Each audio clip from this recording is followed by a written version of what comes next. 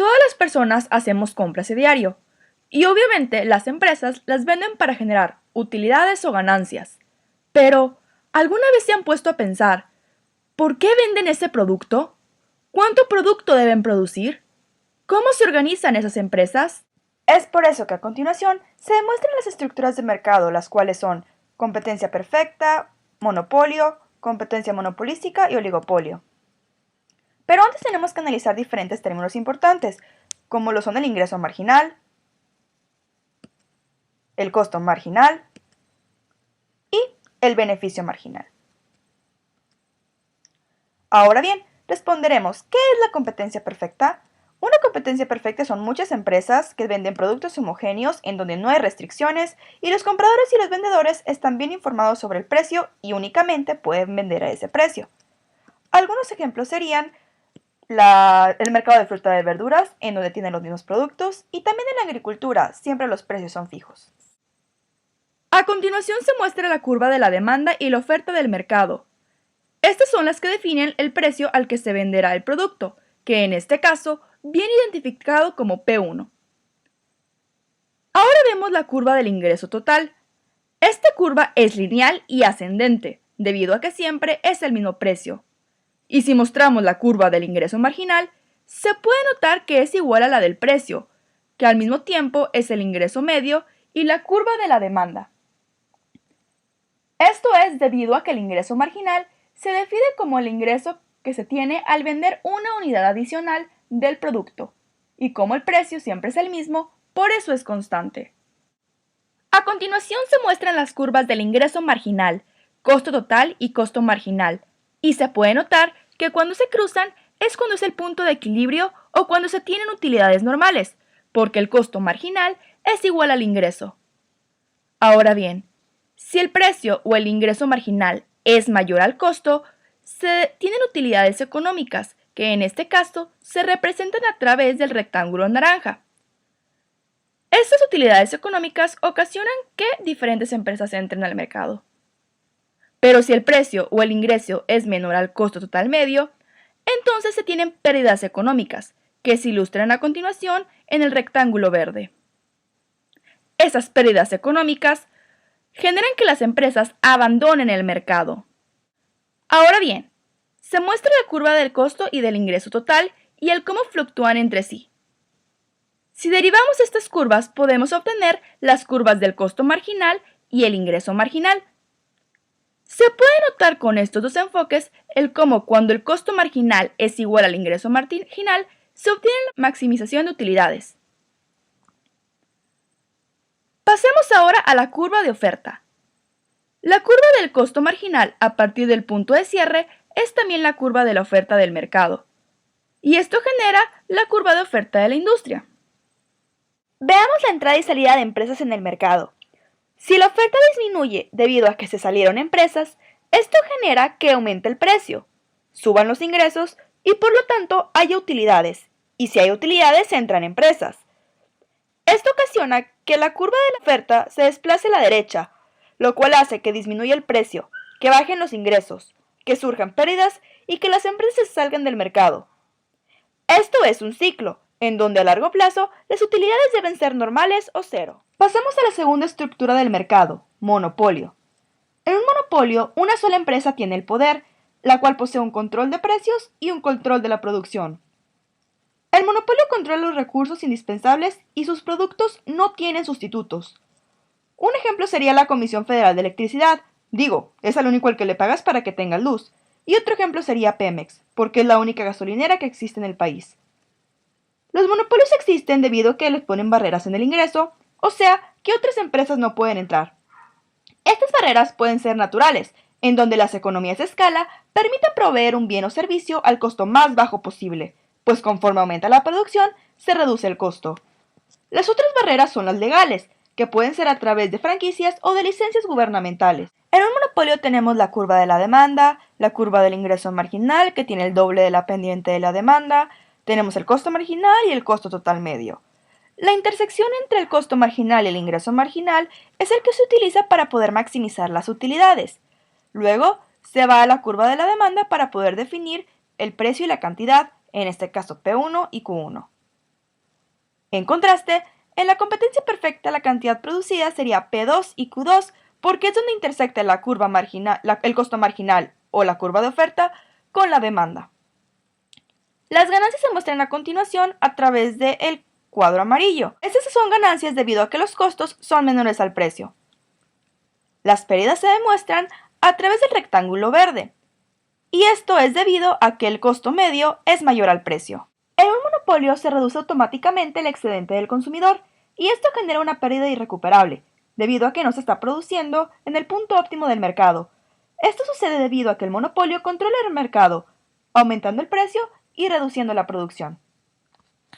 Por lo tanto, podemos establecer que el monopolio basa su precio y su producción en el segmento elástico de la demanda, y no donde el ingreso total es el máximo.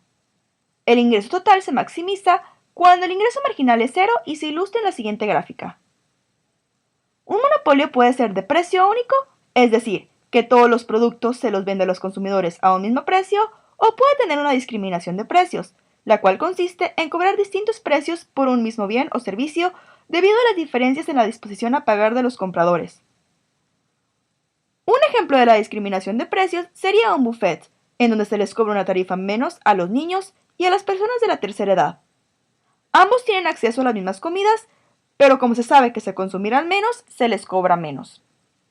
El objetivo de la discriminación de precios es apoderarse del excedente del consumidor, y en el caso de la discriminación de precios perfecta, el monopolio se apodera por completo de ese excedente del consumidor. Pasemos ahora a la competencia monopolística, en la cual compite un gran número de empresas. Asimismo, la participación de cada una es pequeña, se ignoran otras empresas y la colusión es imposible. En una competencia monopolística, cada empresa es libre ya sea de entrar o de salir. Hay muchísimas empresas, pero la diferencia a cada una es esa misma diferenciación del producto. Esta diferenciación se basa con la calidad, con el precio o con el marketing. En una competencia monopolística tenemos también la curva de la demanda, del ingreso marginal, del costo total medio, y sacamos también esa intersección para poder maximizar las utilidades, y tenemos la cantidad y el precio que se debe de producir. Tenemos el caso Clover vs Zara. Los dos son botinos similares, pero uno cuesta $1,345 y otro $189. Esto es porque uno es de diseñador, o sea de mayor calidad, que otro que es mucho más comercial. Ah, por cierto, yo encontré los míos en Forever 21 a $39. Muchas empresas van entrando al mercado y van produciendo más cosas similares, y es por eso que la diferenciación entre el monopolio y la competencia monopolística radica en lo que sucede después de que la empresa obtiene utilidades o pérdidas. Cuando la empresa tiene utilidades, más empresas entran, la demanda del bien disminuye, por consiguiente los ingresos disminuyen y esto incurre a pérdidas económicas. Y cuando se tienen esas pérdidas económicas, se salen las empresas, la demanda del bien aumenta, los ingresos también, y esto incurre a utilidades económicas. Todo esto es un proceso, y ese proceso también termina cuando las utilidades económicas son cero. Y esto es lo que sucede a largo plazo. Aquí se puede ver a largo plazo cómo los costos totales medios son iguales al precio. También tenemos otro ejemplo, que es el caso del 7-Eleven versus el Starbucks. Uno cuesta 15 pesos, otro 50. ¿Pero por qué compran el Starbucks si cuesta más del triple? Una respuesta es la publicidad que tiene Starbucks. Lo vemos en películas, con los actores, etc. También te personalizan tu bebida. Asimismo, las personas son amables y los lugares en donde te puedes sentar a tomar café son muy cómodos. Todo esto obviamente le cuesta a la empresa y se muestra a través de la siguiente gráfica. El CTM2 es el que demuestra los costos de la publicidad, ese desplazamiento, ya que son costos fijos. Y se puede notar el costo de la publicidad ilustrado con rojo. Esta publicidad hace que aumente la demanda y por consiguiente los ingresos también aumentan. Y es por eso que las personas a veces prefieren comprar un café Starbucks de 50 pesos a uno de 7-Eleven. Finalmente veremos oligopolio, en el cual únicamente tiene pocos competidores. Asimismo, existen barreras a la entrada y acuerdos de colusión entre las empresas que participan en el oligopolio. Algunos ejemplos son empresas de cigarros, empresas telefónicas, compañías de computadoras, etc. De hecho, es difícil identificar qué es una diferencia entre un oligopolio y una competencia monopolística, y para eso se utiliza el índice indicado. Más de 1000 se considera como un oligopolio y menos de 1000 una competencia monopolística. A continuación se muestra el modelo de la demanda quebrada, el cual se basa en el supuesto de que cada empresa cree que si sube su precio, los demás no lo harán, pero si baja, otras también lo harán. Si el costo marginal fluctúa entre las curvas establecidas de color verde, la empresa no cambia ni su precio ni su producción, y si se encuentra en la parte superior, se puede notar que un pequeño cambio en el precio provoca un gran cambio en la cantidad, debido a que las empresas no suben su precio. Y en la otra parte de la curva, un cambio en el precio casi no genera cambio en la cantidad, porque las demás empresas bajaron su precio. También puede haber un oligopolio de empresa dominante, que se demuestra en la gráfica de a continuación. La empresa dominante actúa como fijador de precio y las demás como tomadoras, como se muestra en la gráfica. Al precio que fija la empresa dominante, las demás empresas no pueden producir la cantidad demandada. Entonces, como se muestra en la gráfica de la izquierda, esa diferencia de la cantidad demandada completa es la que produce la empresa dominante. Finalmente podemos resumir nuestro aprendizaje con el siguiente cuadro.